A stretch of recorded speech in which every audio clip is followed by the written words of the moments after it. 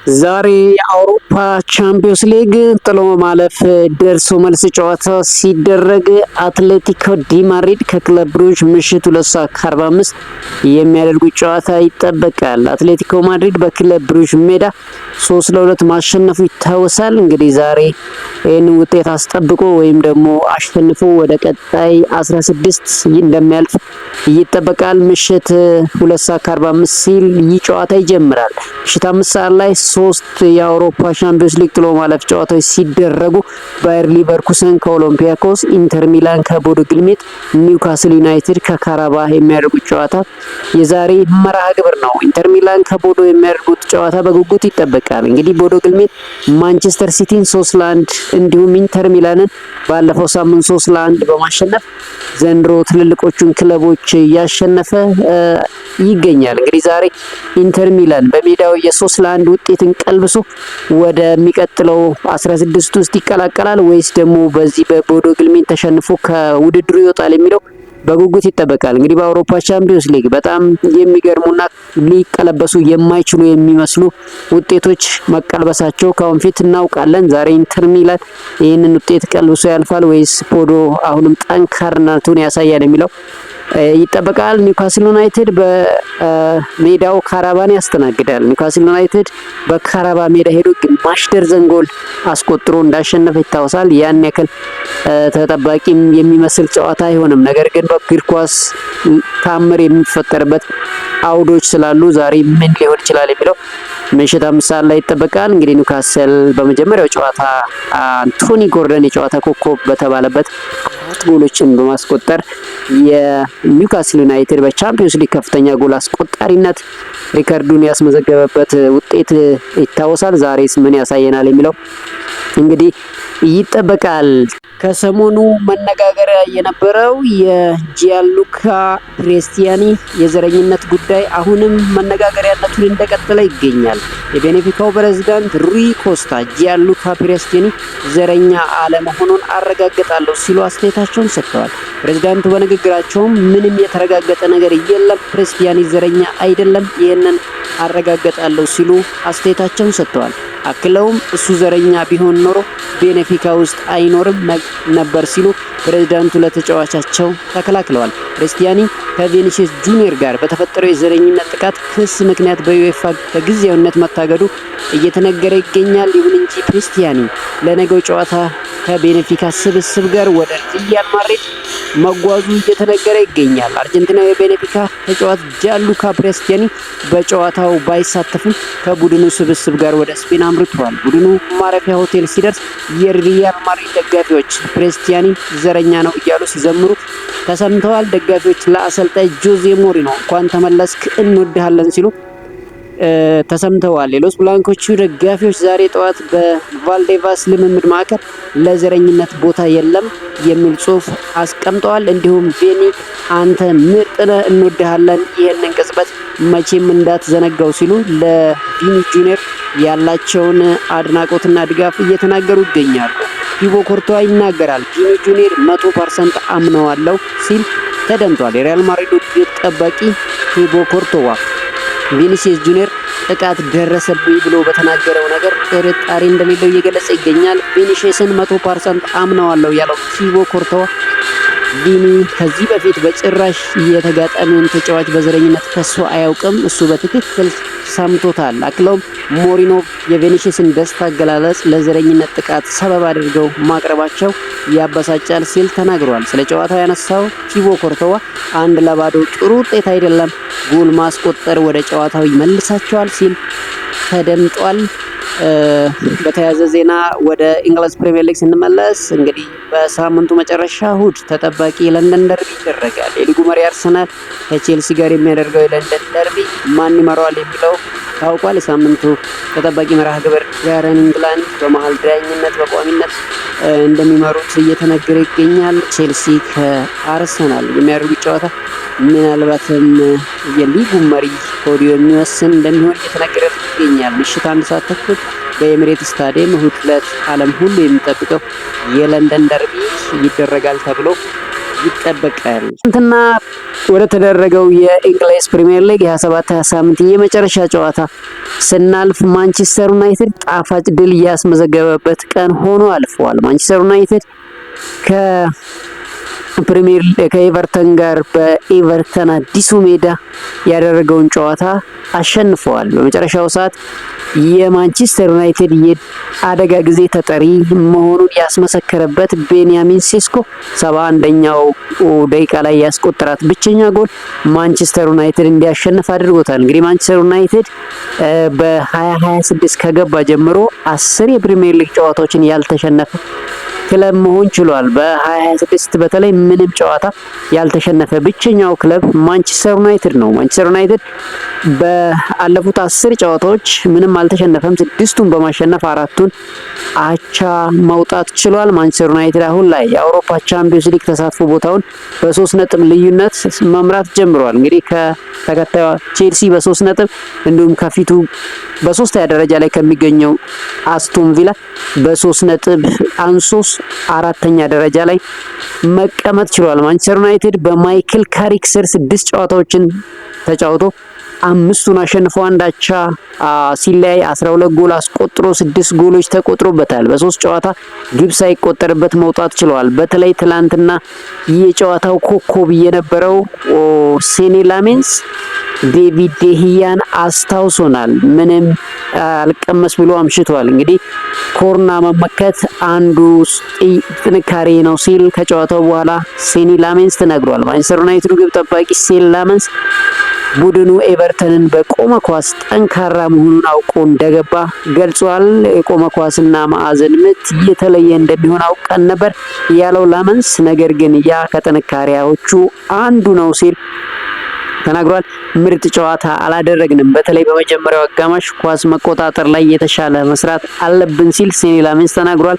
አክሎም አቅም እንዳለኝ አውቃለሁ፣ ምክንያቱም ባይሆን እዚህ አልገኝም ነበር ሲል በራስ መተማመኑን ሴኒ ላሜንስ ተናግሯል። እንግዲህ ማንቸስተር ዩናይትድ ኮርና ጾመኛ መስሎ የገባበት ጨዋታ ይመስል ነበር።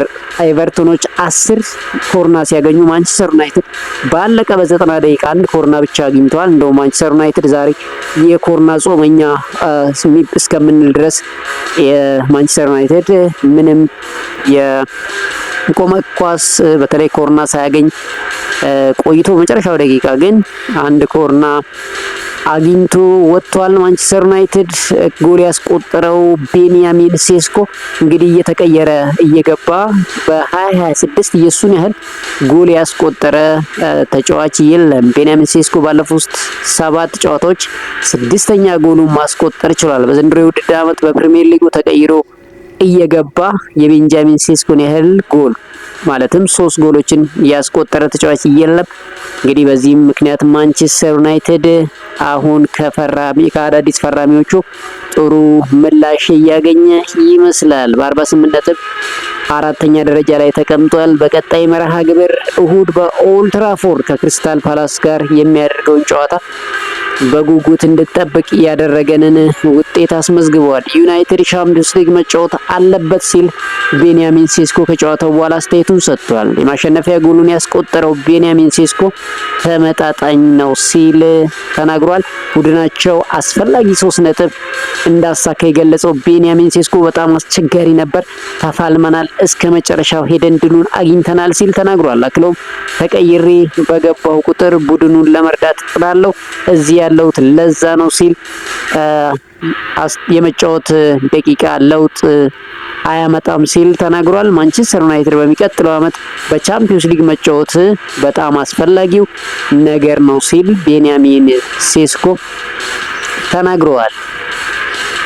ሌላው የማንቸስተር ዩናይትድ የመስመር ተሰላፊ ፓትሪክ ዶርጉ በሃምስትሪንግ ጉዳት ምክንያት ለ1 ወር ከሜዳ መራቁ ይታወሳል። አሁን ላይ ተጫዋቹ በቅርቡ ወደ ሜዳ እንደሚመለስ እየተዘገበ ይገኛል። ዶርጉ ከጉዳት ይመለሳል ተብሎ የሚጠበቀው ሚያዝያ ወር አጋማሽ ላይ ሊሆን እንደሚችል አትሌቲክ አስነብበዋል። ማንቸስተር ዩናይትድ ተጫዋቹ በፍጥነት ወደ ሜዳ ለመመለስ መቸኮል እንደሌለበት ማሳወቁ ተነግሯል። በሌላ በኩል ትላንትና ያልተሰለፈው ሊሳንድሮ ማርቲኔዝ ቢያንስ ለሁለት ወይ ለሁለት ሳምንት ከሜዳ እንደሚርቅ እየተነገረ ይገኛል። እንግዲህ ሳይጠበቅ ጉዳት እንዳጋጠመው የተነገረው የማንቸስተር ዩናይትዱ ወሳኝ ተከላካይ ሊሳንድሮ ማርቲኔዝ ለሁለት ሳምንት ምናልባት ከሜዳ ሊርቅ እንደሚችል እየተነገረ ይገኛል። ማንቸስተር ዩናይትድ እንግዲህ ማቲያስ ዴሊት በቅርብ ወደ ሜዳ ሊመለስለት ይችላል። ሜሰን ማውንት ለመመለስ መቃረቡን አሰልጣኙ ከጨዋታ በፊት ተናግሯል። እነኚህ ተጫዋቾች የሚመለሱለት ከሆነ ምናልባት ሊሳንድሮ ማርቲኔዝ ጉዳትን ሊያካክስበት የሚችልበት አጋጣሚ ይሆናል። ነገር ግን የማንቸስተር ዩናይትድ ተከላካይ በተለይ ሉክ ሾው እንዲሁም ዲያጎ ዳሎት አንዳንድ ስህተቶች ከመስራት ውጭ ትላንት ምርጥ ነበሩ። ሃሪ ማጉዌር በጣም ወሳኝ ነው። ስለዚህ ያን ያህል ስጋት የሚያስገባ አይመስልም። በሌላ በኩል ፈረንሳይ የፊት መስመር አጥቂ አንቷን ግሪዝማን የአሜሪካን ክለብ ኦርላንድ ሲቲን ለመቀላቀል በንግግር ላይ ይገኛል እየተባለ ይገኛል። ክለቡ አንቷን ግሪዝማን በሚቀጥለው ሳምንት እንዲቀላቀለው እንደሚፈልግ ዘ አትሌቲክ ዘግቧል።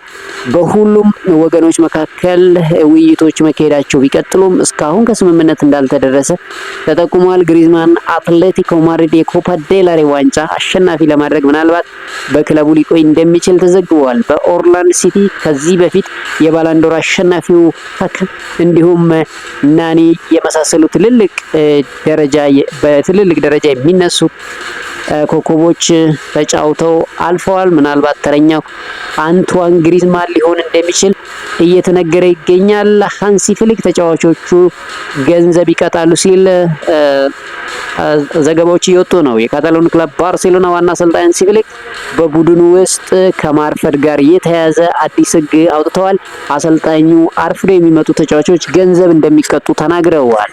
በጨዋታ ቀን 10 ደቂቃ አርፍዶ የሚመጣው ተጫዋች 40,000 ዩሮ የቅጣት ገንዘብ እንደሚከፍል ተነግሯል። ፔድሪና ፈራን ቶሬስ ስለ አዲሱ ሕግ ሲያብራሩ 20 ደቂቃ አርፍደ ከምትመጣ ግን እዛው ቤት ብትቆይ ነው የሚሻለ ሲሉ ገልጸውታል።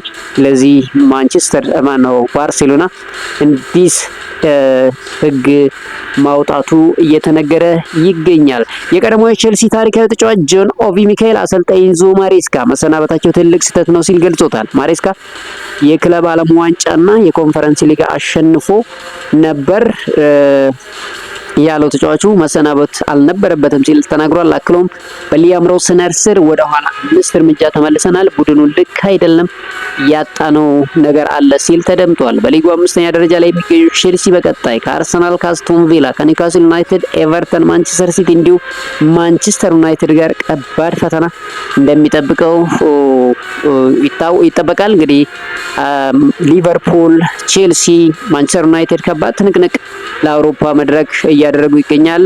ያንን ላያሳካ ይችላል የሚል ስጋት እንዳለው ጆን ኦቪ ሚካኤል ስለ ቼልሲ ተናግሯል። በሌላ በኩል እንግዲህ ማንቸስተር ዩናይትድ ብዙ ጊዜ በዝውውር የሚተቸው ክለብ መሆኑን እናውቃለን። አሁን ግን በሁለት ተጫዋቾቹ በኩል ከባድ ትችት እየደረሰበት ይገኛል። አንደኛው የማርከስ ራሽፎርድ ጉዳይ ነው። ማርከስ ራሽፎርድን ለባርሴሎና በውሰት ውሉ ላይ የ30 ሚሊዮን ሽያጭ ግዴታ ማስቀመጡ በጣም የሚያስቆጭ እንደሆነ እየተነገረ ይገኛል። ማርከስ ራሽፎርድ አሁን ላይ ድንቅ አቋሙን እያሳየ ይገኛል። በባርሴሎና በማንቸስተር ዩናይትድ ቤት ማይክል ካሪክ ይፈልገዋል። ነገር ግን ያንን ተጫዋቹ ማድረግ አይፈልግም። ስለዚህ ማንቸስተር ዩናይትድ ይህንን ተጫዋች ለባርሴሎና በርካሽ እንደሚያጣው እየተነገረ ይገኛል። ምናልባት ማንቸስተር ዩናይትድ ቢያንስ በማንቸስተር ዩናይትድ እንኳን ባይቆይ መልሶ ቢሸጠው እስከ 50 ሚሊዮን ፓውንድ ድረስ ሊሸጠው እንደሚችል እየተነገረ ይገኛል። ሌላው አስቆጪ ሽያጭ የሚባለው የስኮት ማክቶሚናይ ጉዳይ ነው። እንግዲህ ማንቸስተር ዩናይትድ ስኮት ማክቶሚናይን ለናፖሊ በ30 ሚሊዮን ፓውንድ ብቻ መሸጡ ይታወቃል። እንግዲህ ማንቸስተር ዩናይትዶች ከሰሩ ስህተቶች ትልቁ ስህተት የዚህ ተጫዋች መሸጡ እንደሆነ ብዙ የማንቸስተር ዩናይትድ ደጋፊዎች ያምናሉ።